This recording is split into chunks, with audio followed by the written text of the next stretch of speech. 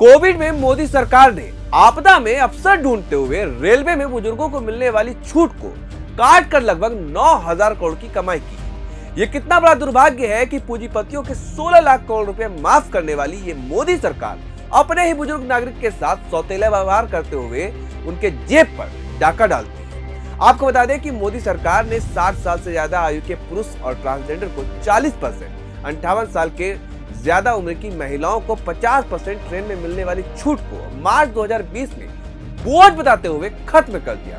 अब सवाल यह है कि क्या इस देश के बुजुर्ग बोझ हैं? और जिस ट्रेन को आम और गरीब आदमी की लाइफलाइन कही जाती है, वहां ये कटौती करना कितना उचित है?